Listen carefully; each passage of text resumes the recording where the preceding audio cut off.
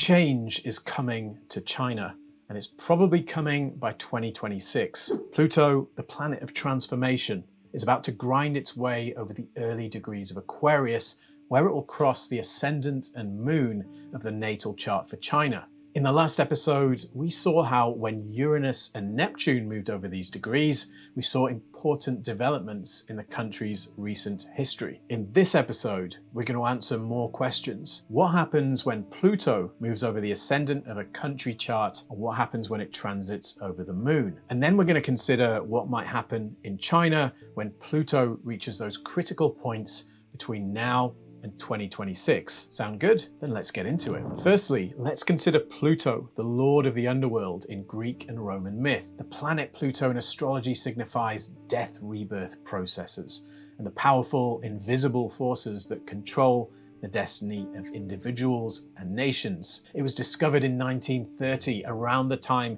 when scientists unlocked the power of the atom and the evils of fascism began to take control of the world. Pluto is a powerful symbol, one that indicates journeys to the underworld from which we emerge in new form. But what does it mean for Pluto to enter the first house of a natal chart and transit over the ascendant? In Gods of Change, the astrologer Howard Sasportas said that when this happens, our whole way of looking at life alters and our sense of self is radically transformed. As Pluto moves through Aquarius, we can expect that China's approach to the world and its self-image will change dramatically. Sasportas also writes that these changes can come from within or without.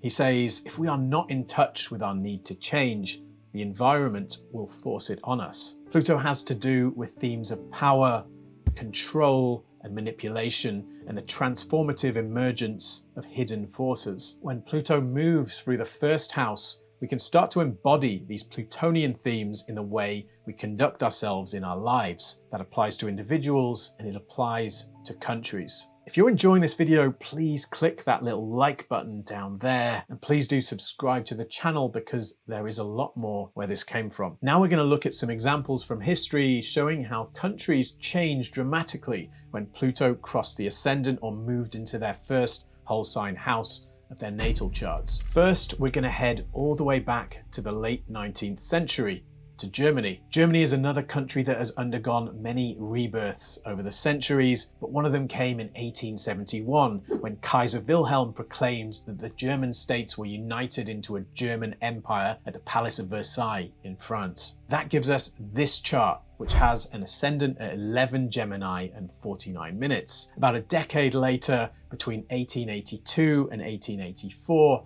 Pluto transitioned into Gemini, the first house of the German chart. And in 1884, Germany began to place properties acquired by German colonizers in Africa under its protection. This was really the beginnings of the German overseas empire. Between 1895 and 1897, Pluto made several conjunctions with the ascendant itself. And in 1897, Germany adopted a policy of what was called Weltpolitik, meaning world politics. In other words, it adopted an imperialist foreign policy and began its formal attempt to acquire a large overseas empire like its colonial rivals such as Britain and France. The Plutonian shift here is hard to miss. And we also have another similar example from Japan. Astrologers often use this chart for Japan, set for February the 11th, 1889, when the country received its first modern constitution, the Meiji Constitution. It has an ascendant at 9 degrees and 50 minutes of Gemini. Pluto made conjunctions with this point between 1893 and 1895, and this was the period when Japan began to acquire its overseas empire, including Taiwan,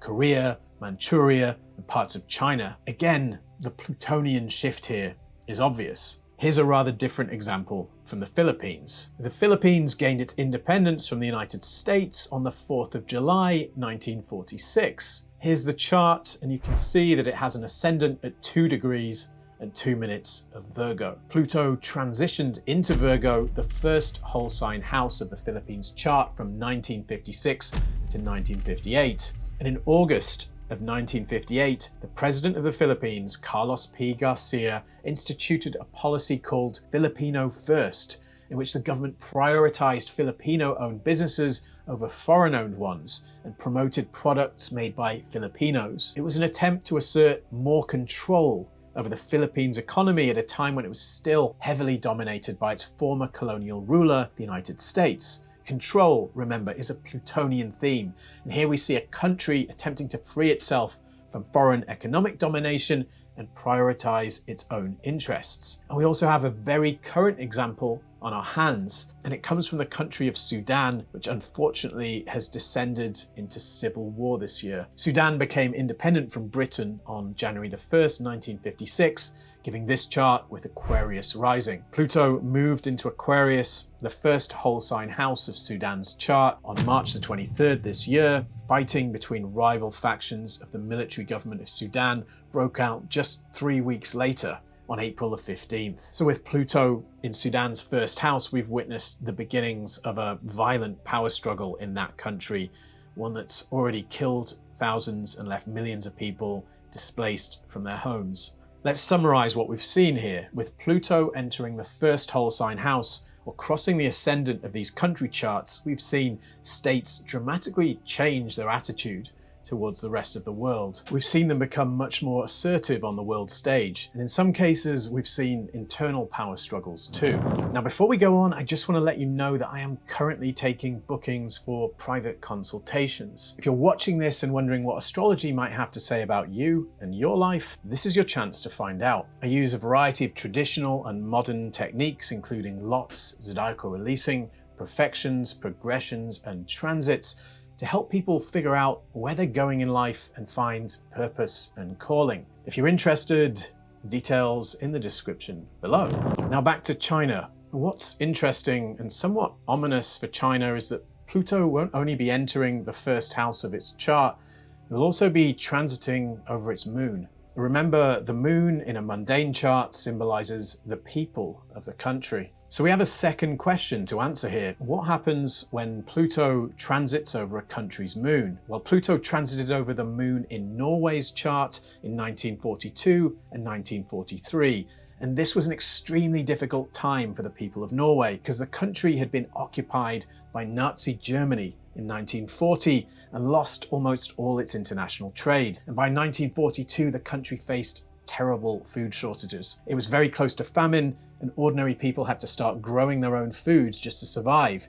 In other words, the people of Norway endured a journey to the underworld. And Pluto transited the moon in the chart of Egypt in 1967. This was the year of the Arab-Israeli War, and the Egyptian government instituted a state of emergency through an emergency law, which stayed in force almost continuously from that time until 2021. The emergency law essentially meant the country was run as a police state, people's normal rights were surrendered, and they could be detained without trial. In other words, Pluto transiting Egypt's moon imposed an authoritarian system of control on the people of that country. Pluto transited the moon of Indonesia's chart in May 1998. At this time, the country saw huge riots and demonstrations against corruption, food shortages, and unemployment.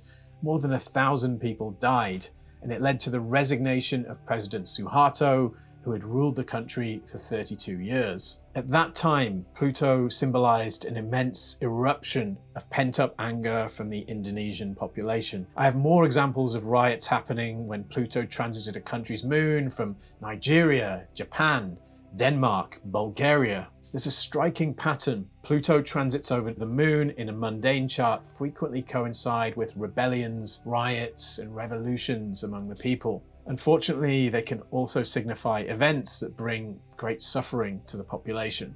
So now let's think about what's likely to happen in China in the coming years.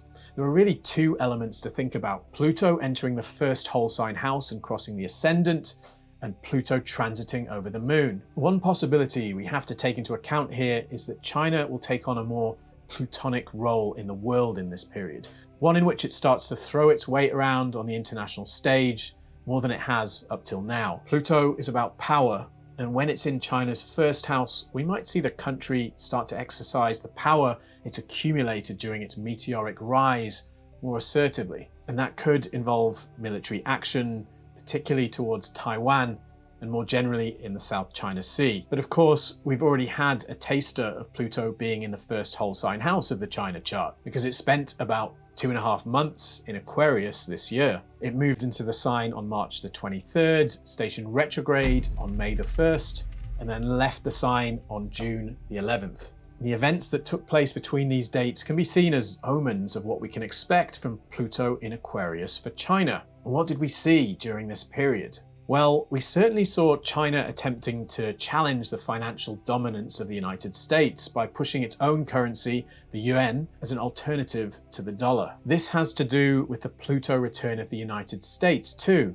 This is something I've covered on this channel before in this video. And somewhat ominously, in April of this year, we saw China hold large-scale military exercises around Taiwan. In other words, we saw a show of military force. That could suggest more of what's to come as Pluto moves back into Aquarius. But before we draw conclusions, we should also factor in Pluto's transit over the moon of the chart. Pluto will make 3 conjunctions with China's moon on March the 7th, 2025, July the 5th, 2025, and January the 12th, 2026. The examples we've looked at in this video suggest that there's a good chance of mass unrest or violence in China around that time. This could be centered on particular parts of the country, such as Xinjiang, or it might be more widespread. As I said at the start of my previous video, analysts like Peter Zion believe that the Chinese economy is in serious trouble, particularly due to demographic factors.